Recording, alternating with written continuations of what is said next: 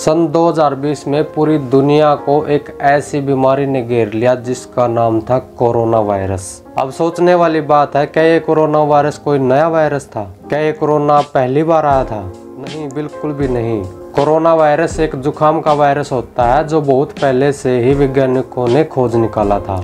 अगर कोई इस विषय को गहराई से समझना चाहता है तो वो उस किताब को पढ़े जो हमारे भारत में 12वीं कक्षा में हिंदी मीडियम में जब नॉन मेडिकल की पढ़ाई होती थी, उस किताब में कोरोना वायरस नाम का जिक्र बहुत पहले से ही है। क्या वो नॉन मेडिकल की हिंदी मीडियम में पढ़ाई आज हो रही है?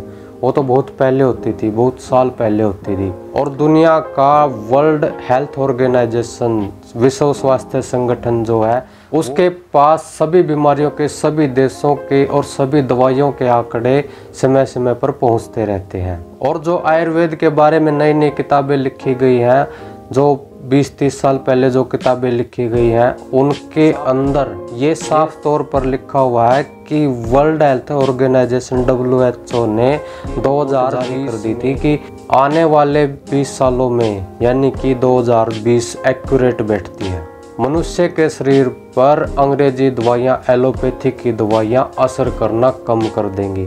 तो WHO ने ऐसी रिपोर्ट क्यों तैयार की? क्योंकि आज के समय में लोग मेहनत से कोसों दूर चले गए हैं और जरा सी भी शरीर में अगर कोई भी दिक्कत हो जाती है तो तुरंत मेडिकल स्टोर पर जाते हैं, तुरंत डॉक्टर के पास जाते हैं और अंग्रेजी दवाइयाँ खाकर तुरंत आराम के चक्कर में लगे रहते हैं।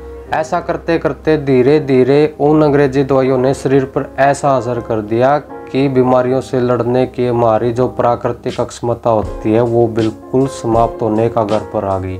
इसलिए मानव जाति की छोटी छोटी गलतियां और अंग्रेजी दवाइयों के तरफ इतना ज़्यादा लगाव की वजह से ही कोरोना वायरस नाम की बीमारी पूरी दुनिया में फैल गई। और कुछ लोग ऐसे भी थे जो देहाती एरिया में रहते थे, पहाड़ी एरिया में रहते थे, उनके ऊपर कोरोना वायरस का जरा सा भी असर नहीं हुआ क्योंकि उनकी इम्यूनिटी स्ट्रॉन्ग थी और उन्होंने आयुर्वेदिक या घरेलू जड़ी बूटियों का इस्तेमाल किया, जिसमें गिलोय नाम की जड़ी बूटी सबसे ज़्यादा कारगर रही। गिलोय ने किसी को बीमार ही नहीं होने दिया। अब बीमार नहीं होंगे तो वायरस कहाँ से आएगा? और जितनी भी प्रयोगशालाएं थी, जितनी भी लैब थी जिसमें खून का टेस्ट होता था, लोग बीमार होते थे और खून का टेस्ट करवा कर दवाइयाँ लेते थे, तो 70 से 80% तक के जो टेस्ट थे उनमें टाइफाइड नाम का रोग सामने आता था। अब टाइफाइड क्या होता है? टाइफाइड होता है पेट में इन्फेक्शन, यानी कि कीड़ों ने शरीर को कमज़ोर कर दिया था और अंग्रेजी दवाइयाँ असर करना बंद कर चुकी थी। इसलिए लोग ज़्यादा बीमार हुए, ज़्यादा मात्रा में लोगों की मौत हुई और कोरोना एक विश्वव्यापी बीमारी बनकर सामने आई।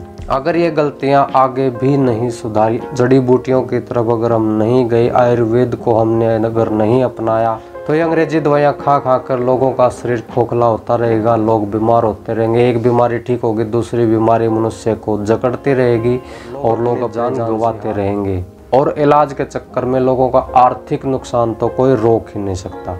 इसलिए आयुर्वेद अपनाएं और अपने शरीर को स्वस्थ बनाएं। जानकारी अच्छी लगी हो तो वीडियो को लाइक और चैनल को सब्सक्राइब जरूर कर दें। धन्यवाद।